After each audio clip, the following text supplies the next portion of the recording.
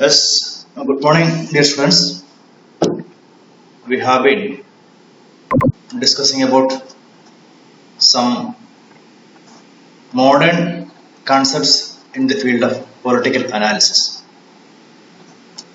Political അനാലിസിസിന്റെ മേഖലയിൽ നമ്മൾ സർവ്വസാധാരണമായി ഉപയോഗിക്കുന്ന ചില രാഷ്ട്രീയ സങ്കല്പങ്ങളെ കുറിച്ചാണ് മൂന്നാമത്തെ മൊഡ്യൂളിൽ പറയുന്നത്. അതിൽ ഒരെണ്ണം നമ്മൾ നേരെ കഴിഞ്ഞ ദിവസം കഴിഞ്ഞു, പവർ, അധികാരം. അപ്പോൾ ഞാൻ പറയുകയും ചെയ്തു, first politics study of power എന്ന് പറയുകയും ചെയ്തു. അപ്പോൾ അധികാരം എന്ന് പറയുന്ന ഒരു കൺസെപ്റ്റിനെ കുറിച്ച് പഠിച്ചു, ഒരു സങ്കല്പം. അധികാരം എങ്ങനെയൊക്കെയാണ്, അതിൻ്റെ രീതി എന്താണ് അധികാരം, അതെങ്ങനെയൊക്കെ പ്രയോഗിക്കപ്പെടും, സ്റ്റേറ്റിന്റെ അധികാരത്തിന്റെ പ്രത്യേകത എന്താണ്, തുടങ്ങിയ കാര്യങ്ങളൊക്കെ നമ്മൾ കഴിഞ്ഞ ദിവസം പറഞ്ഞു. Then the second concept is authority. Authority is a special kind of power. When political power gets legitimacy, it becomes authority, or the institutional power is called as authority. അധികാരത്തിന്റെ ഒരു പ്രത്യേക സവിശേഷമായ പ്രയോഗത്തെയാണ് നമ്മൾ അതോറിറ്റി എന്ന് പറയുന്നത്. മലയാളത്തിൽ ചിലപ്പോൾ ആധികാരികം എന്നൊക്കെ പറയും, ആധികാരികമായി എന്നൊക്കെ പറയാറുണ്ട്. അതോറിറ്റേറ്റീവ്,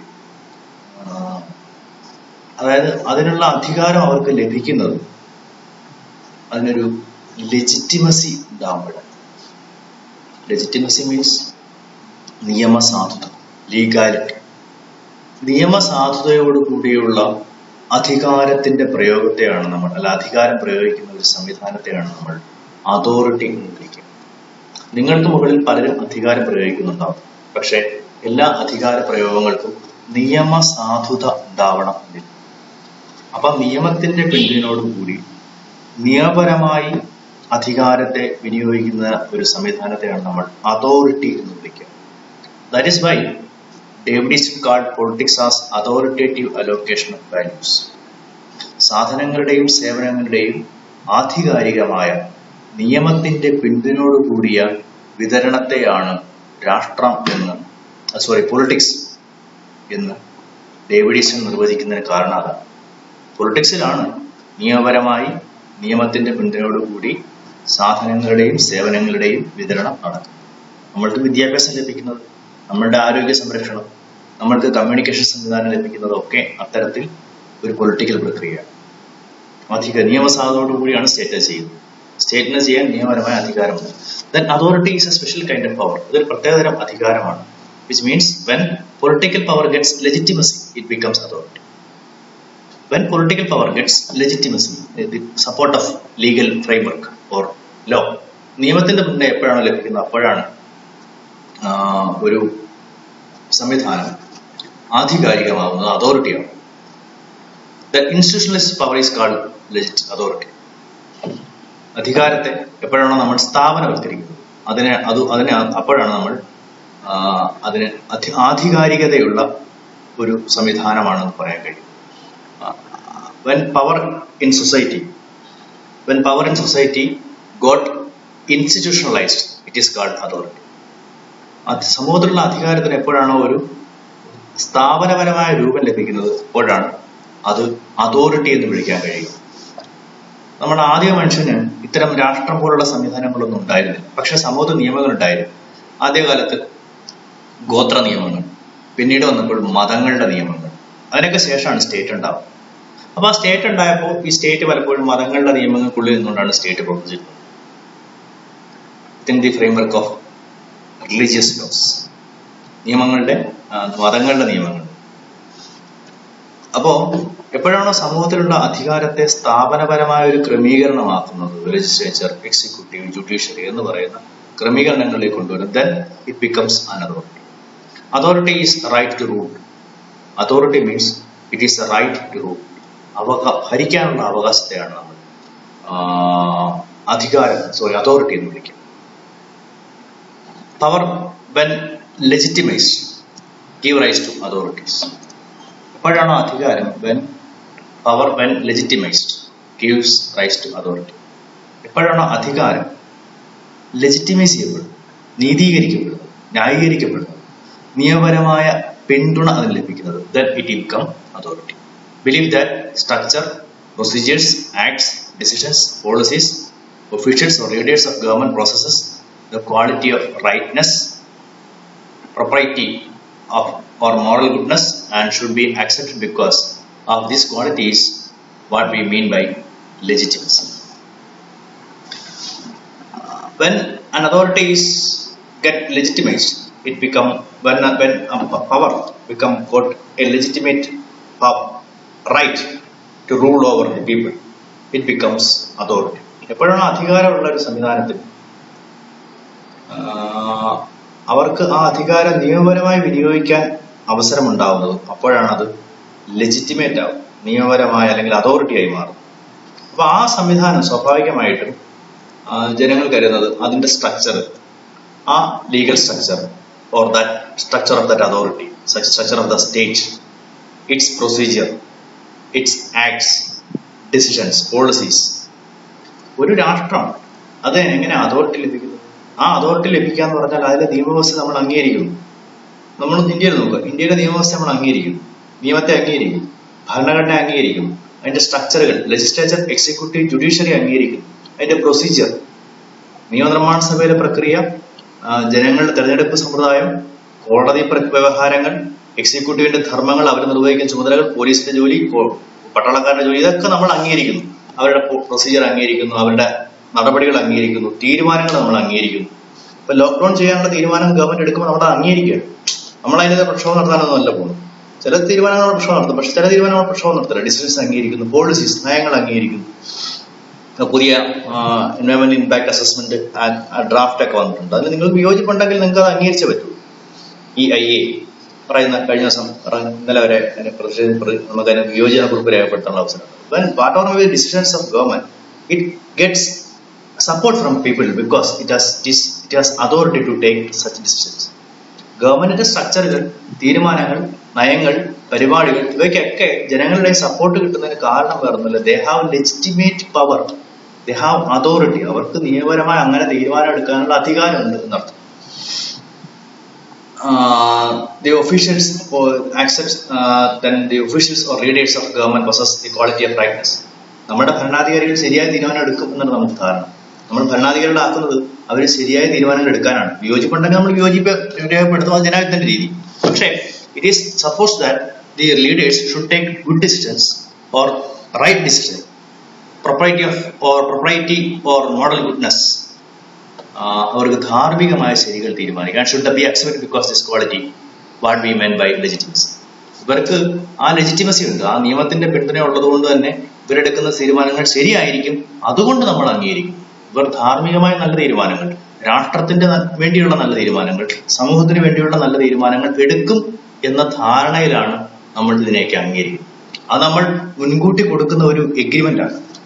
ജനങ്ങളും രാഷ്ട്രവും തമ്മിൽ ഉള്ള ഒരു എഗ്രിമെന്റ് ആണ്. നമ്മളൊന്നും അറിയാതെ ഉണ്ടാക്കുന്ന നമ്മളൊരു എഗ്രിമെന്റ് ആണ്. ഈ ഭരണഘടന നമ്മളെല്ലാവരും കൂടി ചേർന്ന് രൂപീകരിച്ച് ഈ രാഷ്ട്രത്തെ സമർപ്പിക്കുന്നതാണ് നമ്മൾ പറഞ്ഞത് 1950 ജനുവരി 26 അതിന്റെ പ്രിയാമ്പിളിൽ അങ്ങനെയാ പറഞ്ഞത്. നമ്മൾ തന്നെ രൂപപ്പെടുത്തി നമ്മൾ സ്വയം സമർപ്പിക്കുന്നതാണ് പറഞ്ഞത് ഈ രാഷ്ട്രത്തിനായിട്ട്. അപ്പൊ അത് പ്രകാരം നമ്മൾ ഇതിന്റെ ഘടന മുഴുവൻ അംഗീകരിക്കുന്നു, ഇതിന്റെ പ്രവർത്തനങ്ങളെ അംഗീകരിക്കുന്നു, അതിന്റെ നിയമങ്ങളെ അംഗീകരിക്കുന്നു, അതിന്റെ ഘടനകളെ അംഗീകരിക്കുന്നു. This is because it has authority and therefore we are of the belief that our leaders, our rulers will take good decisions for the betterment of this society. ഈ സമൂഹത്തിന്റെ ബെറ്റർമെന്റിന് വേണ്ടി അവർ നല്ല തീരുമാനം എടുക്കും എന്നൊരു വിശ്വാസം നമുക്ക് 1950 ഉള്ളതാണ്.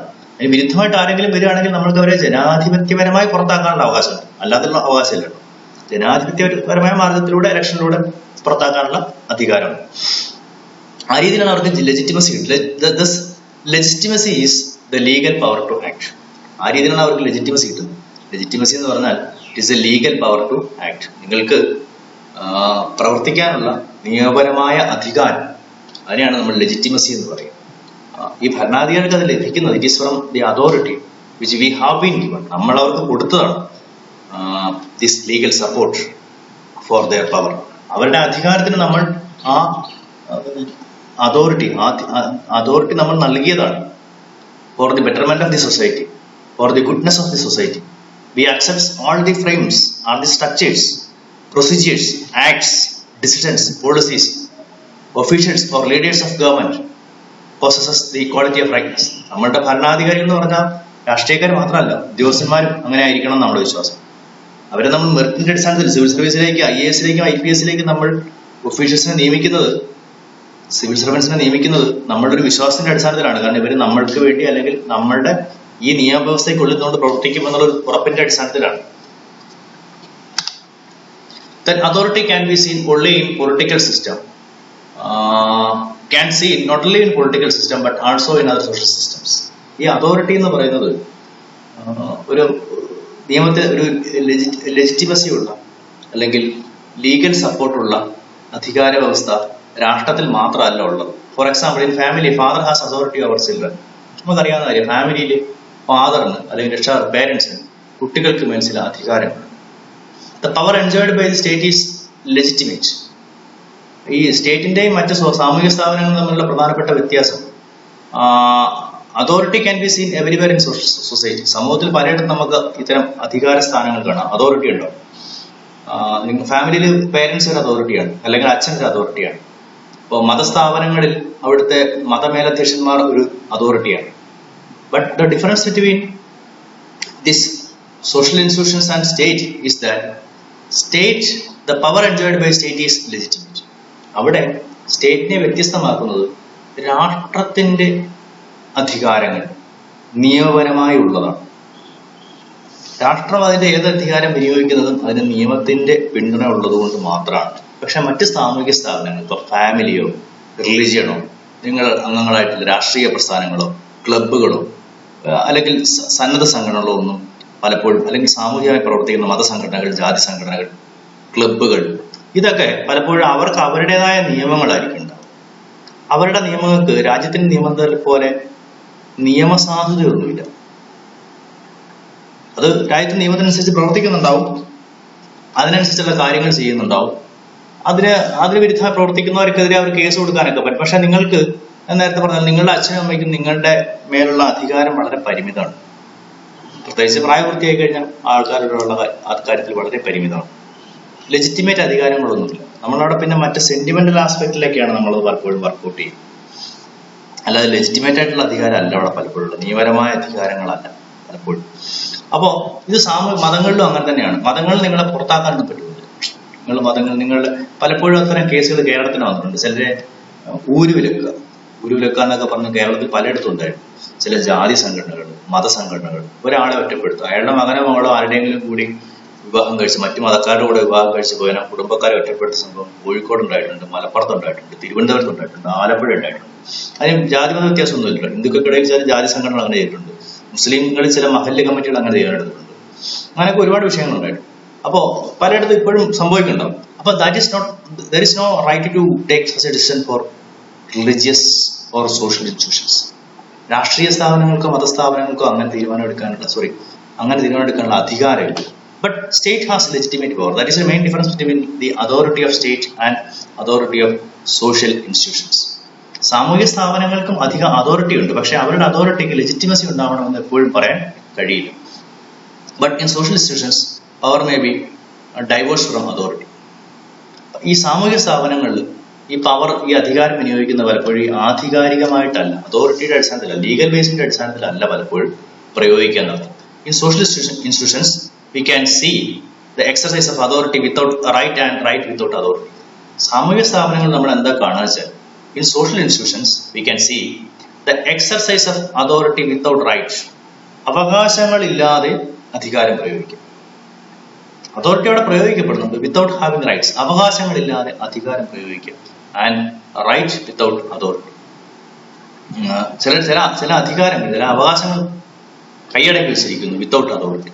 അധികാരമില്ലാതെ അല്ലെങ്കിൽ നിയമപരമായ പിന്തുണയില്ലാതെ ചില അധികാരങ്ങൾ കൈയടക്കി വെച്ചിരിക്കുകയും ചെയ്യും. അത് പലപ്പോഴും ഈ കുടുംബ പ്രശ്നങ്ങൾ ഉണ്ടാവുന്നതിന് പ്രധാനപ്പെട്ട കാരണം ഇതാണ്. കാരണം അത് ചെയ്യാൻ അധികാരം ഉണ്ടാവില്ല. ഇപ്പോൾ അച്ഛൻ അല്ലെങ്കിൽ അമ്മ, ഇപ്പോൾ കഴിഞ്ഞ 2 കൊല്ലം മുന്നെയാണെന്ന് കോഴിക്കോട് ഒരു അച്ഛൻ സ്വന്തം മകളെ കുത്തിക്കൊന്നൊരു കേസൊക്കെ ഉണ്ടായി. ഈ അടുത്ത അയാളെ വെറുതെ വിട്ടു. ദുരഭിമാനം പോലെ എന്നൊക്കെ പറയണം. അച്ഛന് ശരിക്കും പറഞ്ഞാൽ അതിന് അധികാരമില്ല, പക്ഷെ അയാൾ ആ അധികാരം വിനിയോഗിക്കുകയാണ് വിത്തൗട്ട് അതോറിറ്റി. ആ കുട്ടിയുടെ ജീവൻ എടുക്കാൻ അച്ഛന് അധികാരം ഇല്ലെങ്കിൽ അച്ഛൻ ആ അധികാരം വിനിയോഗിക്കുന്ന ഒരു സാഹചര്യം. ഇത് ഞാൻ നേരത്തെ പറഞ്ഞ പല മതസ്ഥാപനങ്ങളും ജാതി സംഘടനകളും ഒക്കെ ചെയ്യാറുണ്ട്. കോഴിക്കോട് ഉണ്ടായ ഒരു വിഷയം, ഒരു മഹല്ല് കമ്മിറ്റി ഒരു കുടുംബക്കാരെ ബോയ്ക്കോട്ട് ചെയ്തു. അവർക്ക് സാധനങ്ങൾ കൊടുക്കില്ല, അവരുടെ വീട്ടിൽ കല്യാണത്തിന് പോവില്ല, അവരുടെ വീട്ടിൽ എന്തെങ്കിലും ഒരു മരണം ഉണ്ടായാലും ദുരന്തം ഉണ്ടായാലും അവരാരും സഹകരിക്കില്ല. അങ്ങനെ ഒരു വിഷയം കോഴിക്കോട് ജില്ലയിലേക്ക് ഉണ്ടായിരുന്നു.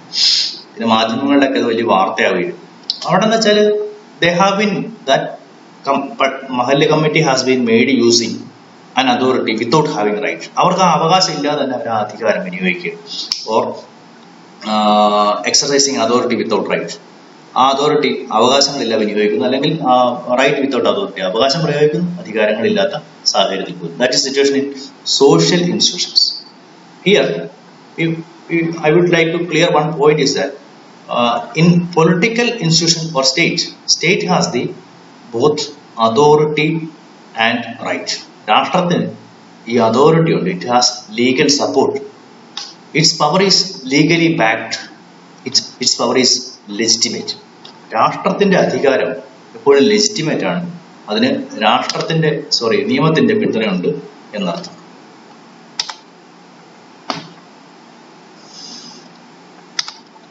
Then Max Weber's classification of authority.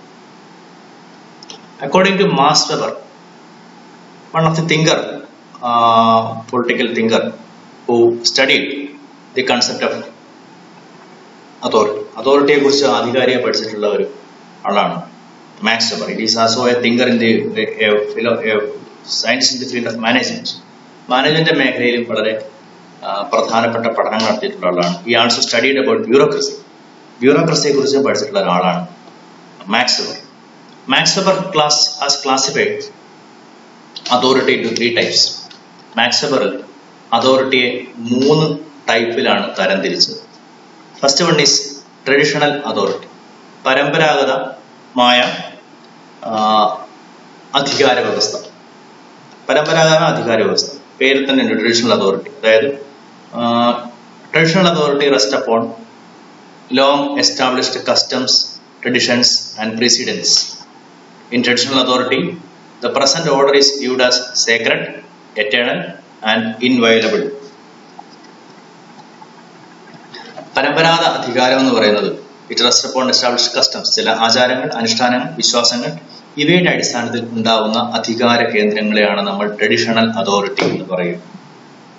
ഞാൻ നേരത്തെ പറഞ്ഞ മതങ്ങളുടെ തത്വങ്ങളെ ജനങ്ങൾ അംഗീകരിക്കുന്നത് ആ ട്രഡീഷണൽ അതോറിറ്റി കൊണ്ടാണ്. മതമേലധ്യക്ഷന്റെ വാക്കുകൾ നമ്മൾ കേൾക്കുകയും നമ്മൾ അനുസരിക്കുകയും ചെയ്യുന്നത് ആ ട്രഡീഷണൽ അതോറിറ്റിയോടെ നിൽക്കുന്നതുകൊണ്ടാണ്. മതത്തിന്റെ അധ്യക്ഷനും ഭരണാധികാരിയും ഒരാൾ തന്നെ ആയിരിക്കുന്ന സംവിധാനങ്ങൾ ചില രാജ്യങ്ങൾ, പ്രത്യേകിച്ച് വത്തിക്കാൻ പോലുള്ള രാജ്യങ്ങളിൽ നിലനിൽക്കുന്നത് ഈ പറയുന്ന ഈ ട്രഡീഷണൽ അതോറിറ്റിയാണ്, പരമ്പരാഗതമായ അധികാര വ്യവസ്ഥ. Present order is viewed as sacred. They view this system as sacred. ആ വ്യവസ്ഥ അവർ വളരെ പരിപാവനമായിട്ട് കണക്കാക്കുന്നു. എറ്റേണൽ, അത് അതീന്ദ്രിയമായ ഒന്നാണ്, അല്ലെങ്കിൽ ബാഹ്യമായ, അല്ലെങ്കിൽ വേറെ ഏതോ ലോകത്തിന്റെ ഒരു പ്രതിഫലനമാണെന്ന് കരുതുന്നു.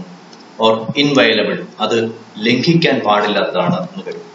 മതങ്ങളുടെ അടിസ്ഥാനത്തിൽ സ്ഥാപിക്കപ്പെട്ട എല്ലാ ഭരണകൂടങ്ങളും പ്രയോഗിക്കുന്നത് ഈ ട്രഡീഷണൽ അതോറിറ്റിയാണ്, പരമ്പരാഗതമായ അധികാര വ്യവസ്ഥ.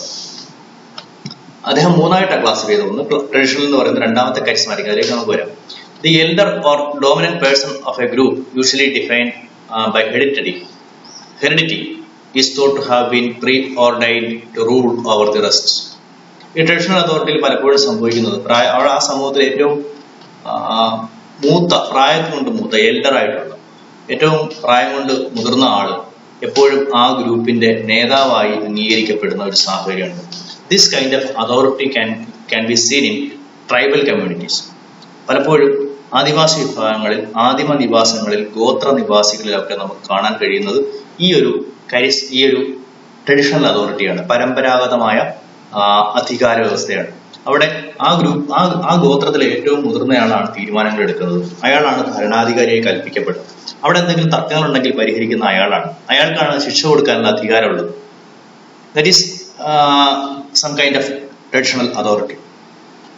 The subjects are bound to by the ruler by personal dependence and tradition of loyalty. അത് അദ്ദേഹത്തോടുള്ള വിധേയത്വം കൊണ്ട് ഒരു ലോയൽറ്റിയുടെ അടിസ്ഥാനത്തിലൊക്കെ എപ്പോഴും അവരതിനെ അംഗീകരിക്കുകയും ചെയ്യുന്ന ഒരു സംവിധാനമാണ്. പലപ്പോഴും രാജഭരണമൊക്കെ ദിസ് കൈൻഡ് ഓഫ് അതോറിറ്റിയാണ്. ദി ട്രഡീഷണൽ കിങ്ഡംസ് രാജാവ് എന്ന് പറയുന്നത് ഏതെങ്കിലും പ്രത്യേക കുടുംബത്തിൽ നിന്നായിരിക്കും. It is traditional. അത് പരമ്പരാഗതമായിട്ടാണ്. ഒരു രാജാവ് മരിച്ചാൽ അദ്ദേഹത്തിന്റെ മകനോ മകളോ രാജാവോ രാജ്ഞിയാവുന്ന സംവിധാനം. And people are loyal to them. പീപ്പിൾക്ക് അവരോട് ബഹുമാനമുണ്ട്, ആദരവുണ്ട്, അതുകൊണ്ട് അവരെ അംഗീകരിക്കുന്നു. Because traditionally they have authority. അവർക്ക് പരമ്പരാഗതമായി അധികാരം ഉണ്ട് എന്നുള്ളത്. ആ അതോറിറ്റി ട്രഡീഷണലാണ്, പരമ്പരാഗതമായി ലഭിക്കുന്നതാണ്, ജനാധിപത്യം അല്ലാതെ. The subjects are bound by the ruler by personal dependence. ആ സ്ഥാനത്തോട്, ആ വ്യക്തിയോട്, ആ കുടുംബത്തോടൊക്കെ അവർക്ക് വല്ലാത്ത അനുഭാവമുണ്ട്, സ്നേഹമുണ്ട്, ബഹുമാനമാണ്, ചായവുണ്ട്. Tradition of loyalty. അവർക്കൊരു പരമ്പരാഗതമായിട്ട് തന്നെ ആ കുടുംബത്തോട് ഒരു ലോയൽറ്റി കാണിക്കുന്നു. In modern world, traditional authority only provided the basic rule in few dynastic monarchies of Middle East countries. ആധുനിക കാലഘട്ടത്തിൽ ചില മധ്യ ഏഷ്യൻ രാജ്യങ്ങൾ, അതായത് നമ്മളുടെ ഗൾഫ് രാജ്യങ്ങൾ ചിലയിടത്തൊക്കെ ഇത്തരം അതോറിറ്റി ഇപ്പോഴും ഉണ്ട്. സൗദി രാജകുടുംബം എന്നൊക്കെ പറയുന്നത് മധ്യേഷ്യൻ രാജ്യങ്ങളിൽ ഈ സംവിധാനം ഇപ്പോഴും നിലനിൽക്കുന്നുണ്ട്. ബ്രിട്ടൻ വേണമെങ്കിൽ പറയാം, പക്ഷെ ബ്രിട്ടൻ ജനാധിപത്യ രാജ്യമാണ്. ജനാധിപത്യ സംവിധാനത്തിനാണ് അധികാരം കൂടുതൽ. അവിടുത്തെ കിങ് ഓർ ക്യൂൻ വെറും ആലങ്കാരിക പദവി മാത്രമാണ്, ഓർണമെന്റൽ പോസ്റ്റ് മാത്രമാണ്. Traditional authority can be seen in Middle East countries. മധ്യേഷ്യൻ രാജ്യങ്ങളിൽ, അറേബ്യൻ രാജ്യങ്ങളിൽ പലയിടത്തും നമുക്ക് ഇപ്പോഴും ഈ സംവിധാനം കാണാം. Because people are loyal to that family or loyal to that authority because of tradition, and they view that authority is sacred, therefore inviolable. അവർ ജനങ്ങൾ കാണുന്നത് അവർക്ക് ആ കുടുംബത്തിന് അധികാരമുണ്ടെന്നും അവരുടെ അധികാരം അവർക്ക് പാരമ്പര്യമായി ലഭിച്ചതാണെന്ന് അറിയാം. അത് വളരെ സേക്രഡ് ആണ്, പരിപാവനമാണ്. therefore that cannot be inviolable, that cannot be violation. അതുകൊണ്ട് തന്നെ അത് വയലേറ്റ് ചെയ്യാൻ പാടില്ല എന്ന് വിശ്വസിക്കുന്ന അതോറിറ്റിയാണ് ട്രഡീഷണൽ അതോറിറ്റി. ഇത് രാജഭരണ കാലഘട്ടത്തിലും മതാധിഷ്ഠിതമായ പല ഭരണ സംവിധാനങ്ങളൊക്കെ ഉപയോഗിക്കുന്ന ഒരു അതോറിറ്റിയാണ് ട്രഡീഷണൽ അതോറിറ്റി. രാജഭരണ സംവിധാനങ്ങളൊക്കെ അതാണ് പരമ്പരാഗത അധികാരം. Then second one is charismatic authority. Charismatic authority പേര് തന്നെയുണ്ട്. Charismatic authority relies on exceptional personal qualities, strength, magnetism and sometimes supernatural qualities of a person. ചില വ്യക്തികൾ, ചില അധികാര സ്ഥാനങ്ങളിൽ എത്തുന്ന വ്യക്തികൾക്ക് അവർക്ക് ചില സവിശേഷമായ കഴിവുകൾ, നേതൃപാടവം, അധികാരം നന്നായി ഉപയോഗിക്കാൻ അറിയുന്നത്, ജനങ്ങളെ ഐക്യപ്പെടുത്താൻ, ഒന്നിച്ചു നിർത്താൻ കഴിയുക, ചില മാസ്മരിക പ്രതിഭാസങ്ങളൊക്കെ പറയുന്ന ചില ഭരണാധികാരികളുണ്ടാവും. ആ ഭരണാധികാരികൾക്ക് പിന്നിൽ ജനങ്ങൾ അണിനിരക്കുക സ്വാഭാവികമാണ്. അത്തരം രീതിയിൽ അധികാരം കൈകാര്യം ചെയ്യുന്നതിനാണ് കരിസ്മാറ്റിക് അതോറിറ്റീസ് എന്ന് പറയുന്നത്. അത്തരം it is they have super natural qualities. അവർക്ക് എല്ലാ സൂപ്പർ നാച്ചുറൽ ക്വാളിറ്റീസ് ഒക്കെ ഉണ്ടെന്ന് വിശ്വസിക്കുകയും ചെയ്യും. Charismatic personality derives their rights to rule from their extraordinary qualities and they stimulate loyalty among their followers.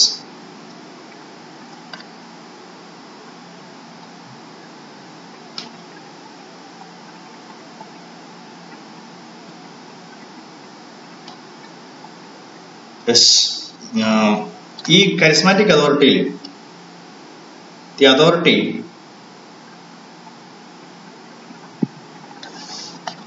the authority receives personality derive their rights to rule. അവരവരുടെ ഭരിക്കാനുള്ള അധികാരം അവർക്ക് ലഭിക്കുന്ന എവിടുന്നാണ്? From their extraordinary qualities and leadership qualities.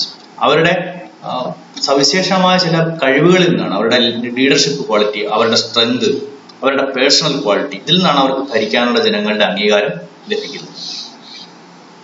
They are inspiring figures who emerge in times of crisis and upheaval. ചില പ്രത്യേക സാഹചര്യങ്ങളിലൊക്കെ ഇത്തരം leaders പല രാജ്യങ്ങളിലുണ്ടാകും. പലപ്പോഴും ഇത് മിക്കവാറും ഈ മൂന്നാം ലോക രാജ്യങ്ങളിലേക്ക് ഒരു പ്രത്യേകതയായിട്ട് ഇപ്പോൾ നമ്മൾ ചൂണ്ടിക്കാണിക്കാറുണ്ട്. കാരണം നേതാക്കന്മാരിൽ കേന്ദ്രീകരിക്കപ്പെട്ട രാഷ്ട്രീയ പ്രസ്ഥാനങ്ങൾ, നേതാക്കന്മാരിൽ കേന്ദ്രീകരിക്കപ്പെട്ട രാഷ്ട്രങ്ങളൊക്കെ ഉദാഹരണമാണ്. ഇവിടെ ഉദാഹരണമായിട്ട് പറയുന്നത് ജീസസ് ക്രൈസ്റ്റ് ഉണ്ട്. ദെൻ ഗാന്ധി ഒരു ടിപ്പിക്കൽ എക്സാമ്പിൾ ആണ്. Charismatic leaders emerge in the particular context. India എന്ന് പറയുന്ന ഒരു പ്രത്യേക സാഹചര്യത്തിലുണ്ടായ ഒരു നേതാവാണ് Gandhi. Martin Luther King, then of course Adolf Hitler ജർമ്മനിയിൽ ഇന്റർവാർ പീരീഡിൽ ഫസ്റ്റ് വേൾഡ് വാറിന് ശേഷം ജർമ്മനിയിൽ ഉയർന്നു വന്ന ഒരു നേതാവാണല്ലോ Adolf Hitler. These are example for this charismatic leaders because their authority has been received from people because of his personal qualities extraordinary qualities as attract the habitual obedience from people. ജനങ്ങളിൽ നിന്ന് സ്വാഭാവികമായി അംഗീകാരം ലഭിക്കുന്ന ഒരവസ്ഥ. Then third one is rational legal authority. This rational legal authority means it rests upon laws. Rational legal ഏറ്റവും പുരോഗമനപരം, ആധുനികമായ, യുക്തിപരമായതും നിയമപരമായതുമായ അധികാര സ്ഥാപനം. ഇത് ആധുനിക രാഷ്ട്രങ്ങളാണ് ഉദ്ദേശിക്കുന്നത്. ഏതെങ്കിലും നേതാവിൽ കേന്ദ്രീകരിച്ചുകൊണ്ടല്ല, നേരെ മറിച്ച് ഒരു യുക്തിപരമായ നിയമവ്യവസ്ഥയിൽ ജനങ്ങൾക്കുള്ള വിശ്വാസമാണ് rational legal authority. Rational legal authority rest on laws, not on leaders, not on tradition, not on your loyalties. നിങ്ങളുടെ വിധേയത്വങ്ങളിലല്ല, അത് നിയമത്തിൽ അടിസ്ഥാനമാണ്. ഒന്നാമത് പറഞ്ഞത് നമ്മൾ പറഞ്ഞത് ട്രഡീഷണൽ അതോറിറ്റിയാണ്. രാജഭരണ കാലഘട്ടത്തിൽ അതോറിറ്റി ലഭിക്കുന്ന, പരമ്പരാഗതമായി ലഭിക്കുന്നു. Second one charismatic, leadership quality ജനങ്ങൾ അംഗീകരിക്കുന്നു. തേർഡ് വണ്ണാണ് ഏറ്റവും ശരിയായ രീതിയിൽ ഉണ്ടാവുന്നത്, ദാറ്റ് ഈസ് ആധുനിക ഡെമോക്രാറ്റിക് കൺട്രീസ്. ആധുനിക ജനാധിപത്യ രാജ്യങ്ങളൊക്കെ ലീഗൽ റാഷണൽ അതോറിറ്റിയാണ്. ഏറ്റവും യുക്തിപരമായതും നിയമത്തിൽ അടിസ്ഥാനമായിട്ടുള്ള authority. It based on laws, statutes and rules and regulations. ഇത് നിയമങ്ങൾ, ചട്ടങ്ങൾ, വ്യവസ്ഥകൾ ഇവയിൽ അധിഷ്ഠിതമായതിനെയാണ് നമ്മൾ ലീഗൽ റാഷണൽ അതോറിറ്റി എന്ന് വിളിക്കുക. ആധുനിക രാജ്യങ്ങൾ എല്ലാം തന്നെ, ഈ അറേബ്യൻ രാജ്യങ്ങൾ കുറച്ച് ഒഴിച്ചു നിർത്തിയാൽ ജനാധിപത്യ രാജ്യങ്ങളെല്ലാം തന്നെ ലീഗൽ റാഷണൽ അതോറിറ്റി. കാരണം ഇന്ത്യയിൽ പ്രധാനമന്ത്രി എന്ന് പറയുന്നത് കുടുംബപരമായി കൈമാറ്റം ചെയ്യപ്പെടുന്നതല്ല. ഭൂരിപക്ഷം കിട്ടുന്ന പാർട്ടിയുടെ നേതാവാണ് പ്രധാനമന്ത്രിയാവുന്നത്. ഞാൻ നേരത്തെ നിങ്ങളോട് പറഞ്ഞതുപോലെ വളരെ സാധാരണക്കാരായ ആൾക്കാർക്ക് പോലും ഒരുപക്ഷെ നമ്മുടെ പ്രധാനമന്ത്രി, ഇപ്പോഴത്തെ പ്രധാനമന്ത്രി ഉൾപ്പെടെയുള്ളവർക്ക് ആ അധികാര സ്ഥാനത്തേക്ക് എത്താൻ കഴിഞ്ഞത് ഇത് ലീഗൽ റാഷണൽ അതോറിറ്റി ആയിരുന്നു. വി എസ് അച്യുതാനന്ദനും പിണറായി വിജയനും ഉമ്മൻചാണ്ടിക്കും കെ കരുണാകരനും പോലുള്ള സാധാരണക്കാരായ ആൾക്കാർക്ക് നമ്മളുടെ ഭരണസ്ഥാനത്ത്, കേരളത്തിന്റെ മുഖ്യമന്ത്രി സ്ഥാനത്ത് എത്താൻ കഴിഞ്ഞത് അവരാരെങ്കിലും ഏതെങ്കിലും കുടുംബത്തിൽ വെച്ചുകൊണ്ടല്ല, പരമ്പരാഗതമായി കിട്ടിയതല്ല, അവർ കരിസ്മാറ്റിക് ലീഡേഴ്സ് ആയതുകൊണ്ടുമല്ല. നേരെ മറിച്ച് ഇത് ലീഗൽ റാഷണൽ അതോറിറ്റിയായിരുന്നു. നിയമവ്യവസ്ഥയാണ് അവിടെ കാര്യങ്ങൾ തീരുമാനിക്കുക, ജനങ്ങൾ, വ്യക്തികളല്ല അധികം കാര്യങ്ങൾ തീരുമാനിക്കുക. നിയമപരമായ കാര്യങ്ങൾ ചെയ്യാനേ അവർക്ക് കഴിയുള്ളൂ, അതിനപ്പുറത്തേക്കൊന്നും ചെയ്യാൻ അവർക്ക് കഴിയില്ല എന്നാണ്. In this type of authority, obedience is vowed not an individual but to a set of legally established principles. ഇത്തരം കാര്യങ്ങളിൽ ജനങ്ങൾ നിയമങ്ങൾ അനുസരിക്കുന്നത് അല്ലെങ്കിൽ അതോറിറ്റിയോട് വിധേയത്വം കാണിക്കുന്നത് ഏതെങ്കിലും വ്യക്തിയോടുള്ള വിധേയത്വമല്ല, but it is legally based on legally established principles. ആ രാജ്യത്ത് നിലനിൽക്കുന്ന നിയമവ്യവസ്ഥയോടുള്ള ബഹുമാനം, നിയമവ്യവസ്ഥയെ അംഗീകരിക്കുന്നതിന്റെ ഭാഗമായിട്ടാണ് ജനങ്ങൾ ആ അതോറിറ്റിയെ അംഗീകരിക്കുകയും സ്വീകരിക്കുകയും ചെയ്തു. It is not a loyalty towards a particular king or loyalty towards a particular charismatic leader. ഏതെങ്കിലും ഒരു രാജകുടുംബത്തോടുള്ള വിധേയത്വം കൊണ്ടോ ഏതെങ്കിലും നേതാവിനുള്ള വിധേയത്വം കൊണ്ടോ അല്ല ജനങ്ങൾ നിയമത്തെ അംഗീകരിക്കുന്നത്. ജനങ്ങൾ ആ വ്യവസ്ഥയെ അംഗീകരിക്കുന്നത്, മറിച്ച് ആ രാജ്യത്തെ നിയമവ്യവസ്ഥയും ഭരണഘടനയും അംഗീകരിക്കുന്നതിന്റെ ഭാഗമായിട്ടാണ്. It is government of laws rather than men. ഇത് ഗവൺമെന്റ് ഓഫ് ലോസ് ആണ്, റൂൾ ഓഫ് ലോ ആണ്, നിയമത്തിന്റെ ഭരണമാണ്, വ്യക്തികളുടെ ഭരണമല്ല. It is government of laws. ഭരിക്കുന്നത് നിയമങ്ങൾ വഴിയാണ്, നിയമങ്ങളിലൂടെ ഭരിക്കുക. ആ നിയമവിരുദ്ധമായിട്ടൊന്നും ചെയ്യാൻ കഴിയില്ല ഒരു ഭരണാധികാരിക്ക്. Not by men. വ്യക്തികളല്ല ഭരിക്കുന്നത്, നിയമമാണ് ഭരിക്കുന്നത്. അതുകൊണ്ടാണ് റൂൾ ഓഫ് ലോ എന്ന് പറയാം, നിയമവാഴ്ച എന്നാ പറയുക ഈ വ്യവസ്ഥ. Thus, subordinates in an organization must obey lawful commands from their superiors, irrespective of who occupies higher offices.